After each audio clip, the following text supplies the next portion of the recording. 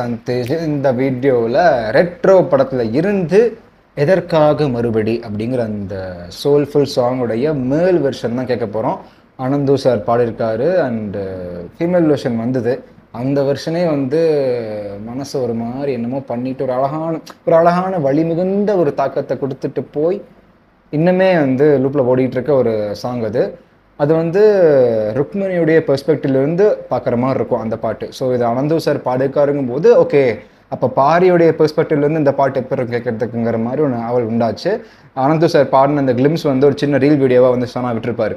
அவர் பாடிட்டு இருப்பார், இவர் வாசிட்டு இருப்பார். அந்த மாதிரி அந்த சின்ன கிளிம்ஸ் வெர்ஷனே அவ்வளோ இதமாக இருந்துச்சு கேட்குறதுக்கு. அவர் வாய்ஸ் அவ்வளோ சூட் ஆச்சு, அந்த பாட்டோட பிளெண்ட் ஆச்சு. ஸோ அந்த பாட்டுடைய மேல் வெர்ஷன் அனந்து சார் பாடின வெர்ஷன் விட்டுட்டாங்க. அண்ட் இன்னொன்று சொல்லியிருந்தாங்க, படத்தில் இல்லாத விஷுவல்ஸும் இந்த பாட்டில் இருக்குன்னு சொல்லியிருந்தாங்க. ஸோ கேட்டுருவோமா மேல் வெர்ஷன்? ஸோ அதுவும் இந்த ஸ்ட்ரிங்ஸ் எல்லாம் வரேன் பேசுவோம். So let's go.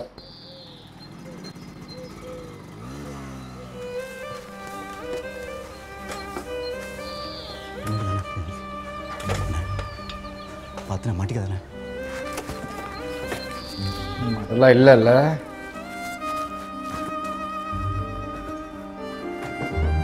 Jeans settle செம்மையாக இருக்காரு. சரி,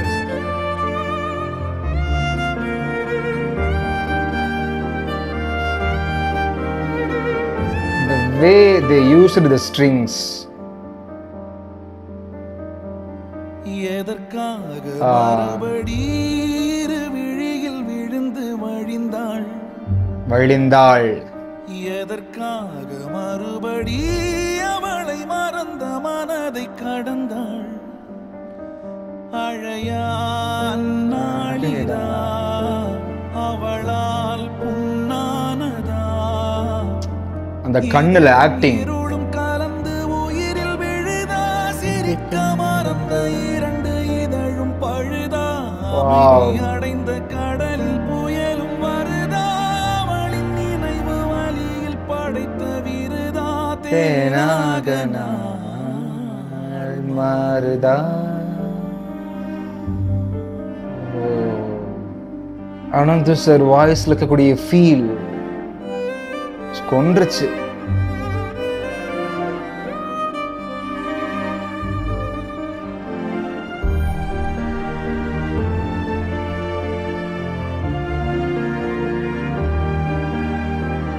இதான் இந்த போஸ்டர் ஷாட்டு.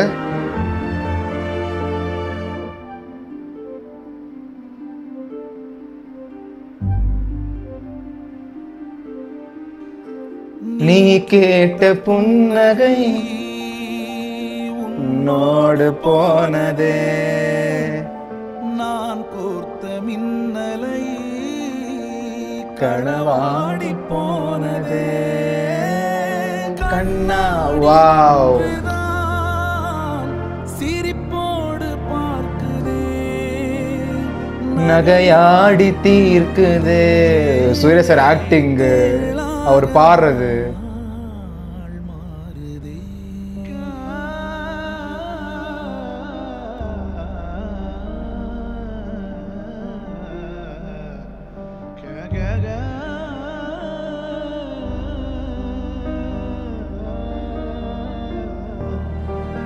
இந்த பாட்டை இந்த விஷுவலை ஏன்டா படத்துக்குள்ள வைக்கல?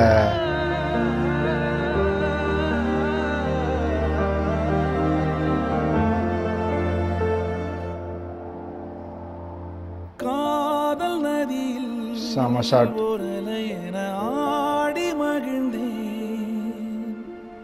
ஞானக்கரையில் வந்தெழுந்தவன் ஈரம் தொலைத்து விட்டேன்.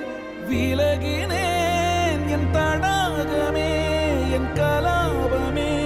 ஓ செம்ம சீனுடா. ஓ அந்த விலாசமேல இந்த ஃபீல்.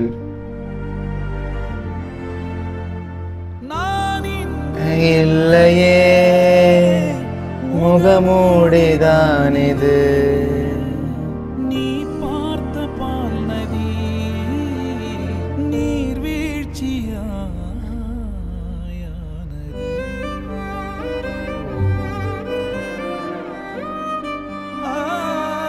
இந்த சீன்ஸை ஏன்டா படத்துக்குள்ள வைக்கல? இந்த பாட்டையும் சீனை ஏன் படத்துக்குள்ள வைக்கல?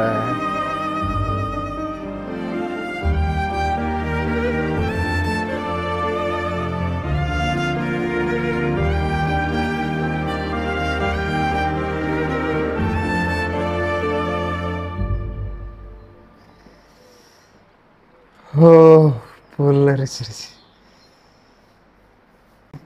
எனக்கு இந்த வீடியோ பார்த்து முடிச்ச உடனே எனக்கு இது சாங்காகவும் சரி விஷுவலாகவும் சரி எனக்கு ஃபஸ்ட்டு மைண்டில் வர்ற விஷயம், ஏன் இந்த பியூட்டிஃபுல்லான சாங்கை இந்த பியூட்டிஃபுல்லான விஷுவல்ஸை ஏன்டா படத்துக்குள்ளே வைக்காமல் விட்டீங்க? எனக்கு மிக 2.25 மணி நேரம் படம் ஆல்ரெடி இருந்தாலும் இந்த பாட்டை இந்த சீனை உள்ளே வச்சுருந்தாங்கன்னா நான் ஒருவேளை ஏதாவது கட் பண்ணிக்கலாமோன்னு நினைக்கும் போது இந்த சீனை கண்டிப்பாக கட் பண்ண சொல்லியிருக்க மாட்டாங்க ஃபேன்ஸ். ஏன்னா இது கட் பண்ணக்கூடிய ஒரு விஷயம் கிடையாது. இது நான் ஆல்ரெடி ஃபஸ்ட்டு நினச்சிட்டு இருந்தேன்னா இது சாங்காக தான் அவ்வளோ பியூட்டிஃபுல்லாக்குன்னு பார்த்தா அவ்வளோ அழகாக இந்த சாங்கை விஷுவலி சூப்பராக கொண்டு வந்திருக்காங்க. சூர்யா சாருடைய அந்த லுக்கு, அவர் கொடுக்குற அந்த இது பேசவே மாட்டார், எதுவுமே பண்ண மாட்டார். ஜஸ்ட்டு மறைஞ்சு போய் பூஜா கிட்ட ருக்மிணியை பார்க்குறது தான் அந்த சீன். ஆனால் அவர் கண்ணில் இருக்கிற ஆக்டிங், மறைஞ்சு போகும்போது அவர் காட்டுற அந்த ஏக்கம், அந்த வலி, அந்த கண்ணிலேயே காட்டக்கூடிய அந்த ஃபீல் ஒன்றும் இல்லை. பூஜா கிட்ட இந்த பக்கம் இருப்பாங்க, நடுவில் அந்த அந்த ஓடா அட்டை என்னமோ இருக்கும், இந்த சைடு உக்காண்ட்ருப்பார். அங்கேருந்து ருக்மிணி நடந்து கிட்ட வந்தோடனே அவர் கிட்ட வந்தோடனே ஒரு மாதிரி ஒரு ஃபீல் ஹிட் ஆகி பேக்கில் போவார், முடியெல்லாம் பறக்கும். அது என்ன மாதிரி சீன் தெரியுமா? அது என்ன அவ்வளோ அழகான சீன் தெரியுமா? அவ்வளோ அழகாக ஃபீல் ஆச்சு தெரியுமா எனக்கு இப்போது? ஏன் கார்த்திக் சுப்புராஜ் சார் இந்த சீன் நீங்கள் படத்துக்குள்ளே வைக்கலை? இப்போ வரதுக்கு முன்னாடி ரியாக்ட் பண்ணுறதுக்கு முன்னாடி போய் சாங் பார்த்தேன். சாங் கமெண்ட்டில் ஃபஸ்ட்டு கமெண்ட் இருந்தது. என்ன சொல்லியிருந்தாருன்னா ஒருத்தர், அந்த லவ் டு டாக் சாங் இருக்குல்ல, ஸ்ரேயா மேமோடைய அந்த லவ் டு டாக் சாங்கை எடுத்துகிட்டு அதுக்கு பதிலாக இந்த பாட்டை வச்சுருக்கலாம். ஏன்னா நான் வந்து முன்னே ரிவ்யூவில் என்னமோ சாங் நினைக்கிறேன், நிறைய பேர் சொல்லியிருந்தாங்க இந்த படத்தில் ரொம்ப ஒட்டாத விஷயமா, ரொம்ப ஒர்க் அவுட் ஆகாத விஷயமா வந்து பெரும்பாலும் பேர் பார்த்தது, நானும் பார்க்கறது என்னென்னா அந்த ஸ்ரேயா மேமுடைய சாங் வந்து லவ் டு டாக் சாங் வந்து ஒரு ஸ்பீட் பிரேக்கராக இருந்தது, தேவையில்லாத ஒரு நெகட்டிவாக ஒரு விஷயமா இருந்தது. ஏன்னா அப்படி போயிட்டு இருந்த கதையில் அந்த பாட்டு ஒரு மாதிரி தனியாக ஒட்டாத மாதிரி இருந்துச்சு. என்ன கேட்டால் அந்த பாட்டெல்லாம் தூக்கிட்டு நீங்கள் இந்த பாட்டு அழகாக உள்ளே வச்சுருக்கலாமே, அழகாக இருந்திருக்குமே, ஏன் உள்ளே வைக்கலைங்கிறது நான் ஃபீல் பண்ணுறேன். டெஃபினட்டாக உள்ள படத்துக்குள்ளே ப்ளேஸ் பண்ணிக்க வேண்டிய ஒரு பாட்டும் சீனும் தான் இது. ஸோ அதை நான் சொல்லிவிட்டு அடுத்து பாட்டுக்கு வருவோம். ஃபஸ்ட்டு இந்த பாட்டுடைய ஃபீமேல் வெர்ஷன். அந்த பாட்டு புண்ணியா அவங்க தான் சூப்பர் சிங்கரில் கண்டஸ்டண்ட்டாக இருந்தவங்க, அவங்க தான் வந்து பாட்டை பாடியிருக்காங்க. ஃபீமேல் வெர்ஷன் அவ்வளோ அழகான, என்ன கேட்டால் இந்த சாங் வந்து ஒரு டெஃபினிஷன் ஃபார் அ மெலடி ஃபார்மேட்னு நான் சொல்லுவேன். விவேக் சாருடைய வரிகள், அதோட கம்போசிஷன்ஸ் எல்லாம் பண்ணது, அதுக்கு வந்து ரொம்ப செலக்டிவாக சூப்பராக தேர்ந்தெடுத்த சிங்கர்ஸ் அனந்து சாரும் சரி புண்ணியா மேமும் சரி, 2 பேருமே வந்து அவ்வளோ பர்ஃபெக்ட் சாய்ஸஸ். இவங்க 2 வாய்ஸ் தவிர வேறு வாய்ஸ் நினச்சே பார்க்க முடியல. எஸ் நிறைய சிங்கர்ஸ் பெஸ்ட்டாக இருக்கிறாங்க பாடுறதுக்கு, பட் இவங்க பாடினதுக்கு அப்புறம் இந்த வெர்ஷனில் வேறு யார் வாய்ஸையும் நினச்சி பார்க்க முடியாத அளவுக்கு இவனுடைய வாய்ஸ் டாமினண்ட்டாக இந்த பாட்டுக்குள்ளே இறங்கியிருக்கு. அது முக்கியமாக இப்போது அனந்து சாருடைய வாய்ஸ், அந்த மனுஷன் அப்படி ஃபீல் பண்ணியிருக்காரு. அனந்து சார் நம்ம நிறைய பாட்டு கேட்டிருக்கோம் வருது, ஆனால் இந்த மெலோடிக்கல் வெர்ஷன் ஆஃப் இந்த பாட்டில் அப்படி ஃபீல் பண்ணியிருக்காரு. அதுவும் அந்த பாதி பாட்டுக்கு மேலே ஒரு சில வரிகள் வார்த்தைகள்லாம் டோட்டலாக அப்படி தான் இருந்துச்சு, பட் சில வார்த்தைகள்லாம் அப்படி உருகி பாடியிருக்காரு மனுஷன். It's all about the feel that you gave for the song அப்படின்னு சொல்கிறது என்னுடைய ஒப்பீனியன். ஸோ ஒரு சாங்க்கு நீங்கள் எந்த அளவுக்கு முக்கியமாக இந்த மாதிரி லவ் மெலோடிஸ்க்கெல்லாம் வந்து நீங்கள் உள்ளே கொட்டுற ஃபீல் அப்படிங்கிறது அவ்வளோ முக்கியம். ஒரு சிங்கரும் அந்த சாங் கொடுக்கக்கூடிய ஃபீல் அப்படிங்கிறது தான் அந்த சாங்குடைய முக்கியமான சோலே. அப்படிங்கும்போது அவர் வந்து அவருடைய ஒரு சோலை ஆன்மாவை பிச்சு இந்த பாட்டுக்குள்ளே வச்சு இறக்கி பாடுற மாதிரி இருக்கு. அவ்வளோ ஃபீலை உள்ளே கொட்டி பாடியிருக்காரு அது அனந்து சார். மற்றபடி எல்லாமே ஒன்று தான், லிரிக்ஸ் ஒன்று தான், கம்போஷன் ஒன்று தான்னாலுமே அந்த வாய்ஸ் அப்படிங்கிறது மேல் வாய்ஸ் அண்ட் ஃபீமேல் வாய்ஸ், இது 2க்கும் என்ன வித்தியாசம், இந்த 2மே எப்படிப்பட்ட ஃபீலை வந்து கடத்தும் அப்படிங்கிறதுக்கு இந்த 2 சாங்ஸுமே 2 வெர்ஷன்ஸுமே ஒரு பெஸ்ட் எக்ஸாம்பிள். 2 வெர்ஷனில் இது பெஸ்ட்டுன்னு கேட்டிங்கன்னா சத்தியமாக முடிவு பண்ண முடியல, 2மே பெஸ்ட்டு தான்.